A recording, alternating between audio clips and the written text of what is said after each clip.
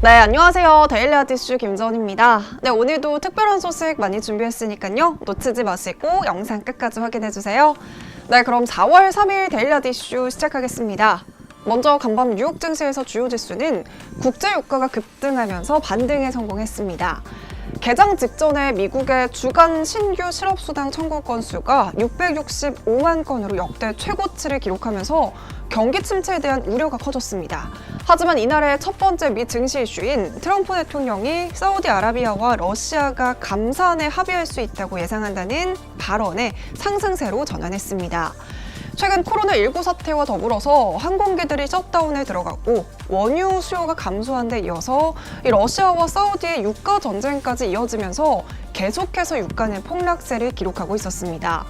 하지만 이날 도널드 트럼프 대통령은 트위터를 통해서 러시아와 사우디아라비아 양국이 최대 1,500만 배럴을 감산할 것이라고 말하면서 이 원유 가격이 일시적으로 35%까지 폭등하기도 했습니다.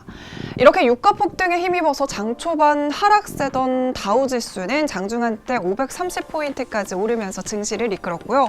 석유주인 셰브론과 엑손모빌이 급등세를 보이면서 마감했습니다.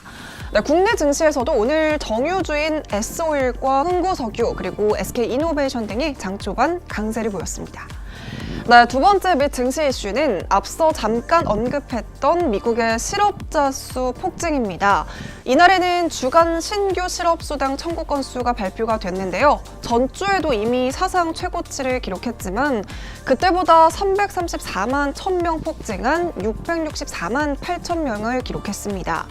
이 수치는 시장 예상보다도 2배 이상 많은데요. 그야말로 실업 대란 사태가 벌어진 셈입니다. 또한 뱅크 오브 아메리카에서는 미국의 실업률이 몇 개월 안에 금융위기 당시를 밑도는 15.6%까지 급등할 것이라고 전망하고 있습니다. 이렇게 미국의 실업수당 청구 건수가 폭발적으로 증가했다고 발표한 뒤 미국 증시는 하락세를 보이기도 했습니다. 국내 증시는 유가가 진정되는 모습을 보이면서 코스피가 개인과 외국인의 매수세 상승으로 출발했습니다. 코스닥 역시 3포인트가량 상승하면서 출발했는데요. 자세한 장마감 지수는 화면으로 살펴보시죠. 네, 그럼 오늘의 국내 경제 이슈 알아볼게요. 오늘의 국내 경제 이슈는 은행권 대출 폭증입니다. 지난달 3월 국내 5대 시중은행의 대출이 20조 원 가까이 증가한 것으로 나타났습니다. 이 증가 수치는 역대급 증가세인데요. 국내 5대 시중은행에 따르면 지난 3월 대출 잔액은 1170조 7335억 원으로 전월 대비 1.7%나 증가했다고 합니다.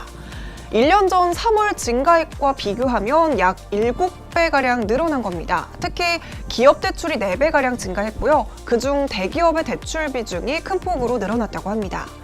코로나19로 대기업들마저 공장 가동이 중단되고 경영난이 심각해지는 상황에서 비상 경영 자금을 미리 확보하기 위해 수요가 증가한 것으로 풀이되고 있습니다.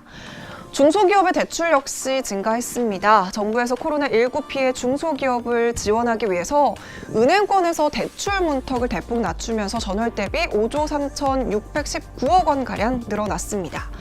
여기에 소상공인을 위해서 도입된 소상공인시장진흥공단의 직접 대출도 도입이 됐는데요. 신용등급 4에서 10등급인 저신용 소상공인을 대상으로 보증 없이 연 1.5% 이율로 1,000만 원까지 대출해주는 제도입니다.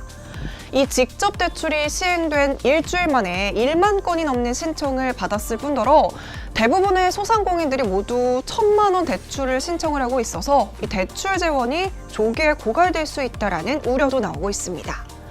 네, 그럼 본격적으로 오늘의 종목 살펴보겠습니다. 과연 어떤 이슈들이 있었을까요? 네, 먼저 첫 번째 종목은 태평양물산입니다. 이 태평양물산이 코로나19 예방을 위해 의료용 방호복 공급에 나선다는 소식에 오늘 상한가에 도달했습니다. 이 태평양물산은 자회사인 나디아 퍼시픽을 통해서 의료용 방호복을 생산하고 질병관리본부와 계약된 업체로 납품할 계획이라고 밝혔습니다. 코로나19 확산에 따라 이 마스크와 라텍스 장갑 품귀 현상에 이어서 의료용 방호복 역시 수요가 급증하고 있는데요. 아무래도 환자와 직접적으로 대면하고 있는 의료진들을 보호하기 위해서는 의료용 방호복의 재고 확보가 필수적입니다.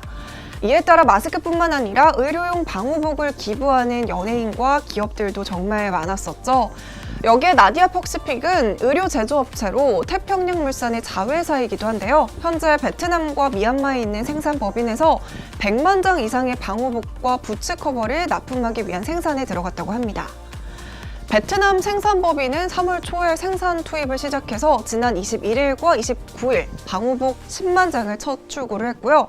지난 31일부터 정부 협조를 통해서 특별기와 전세기로 방호복 10만 장을 추가로 출고 진행 중입니다. 회사 측에서도 추가적으로 의료용 방호복이 필요한 경우 적극적으로 인력과 시설 확충을 통해서 생산량을 늘릴 예정이라고 밝혔습니다. 네, 이 소식이 오늘 1,805원의 고점을 찍으면서 가격 제한폭까지 상승하는 모습을 보였는데요. 그동안에는 마스크 관련주나 손소독제주, 그리고 얼마 전에 소개했던 라텍스 장갑 관련 종목들이 주목을 받았지만요. 이렇게 또 의료용 방호복에 관심이 쏠리면서 새로운 코로나 관련주로 특징주에 이름을 올렸습니다. 네, 두 번째 종목은 크루셜텍입니다. 이 크루셜텍이 삼성전자의 폴더블 폰인 Z 플립의 지문 인식 모듈을 공급하고 있다는 소식이 전해지면서 오늘 상한가에 진입했습니다. 크루셜텍은 그동안 자회사와 함께 초저가, 초소형 센서를 개발한 바 있는데요. 이 초소형 센서 IC는 기존 면적보다 절반 수준이지만 지문 인식은 2배가량 빠르고요. 노이즈 환경에서도 높은 해상도 이미지를 확보할 수 있다는 강점이 있습니다. 2019년부터 이미 삼성전자의 갤럭시 A라던가 J 시리즈와 같은 중저가 모델의 지문인식 모듈을 공급을 시작을 하고 있었는데요. 이번에 삼성전자의 야심작인 폴더블 폰 Z 플립에까지 그 영역을 확대하게 되면서 시장의 주목을 받고 있습니다. 여기서도 역시 이 크루셜텍이 오랫동안 공들여 개발한 초슬림 지문인식 모듈이 탑재가 됐는데요. 정전식으로 개발이 돼서 지문 인식률이 높고요.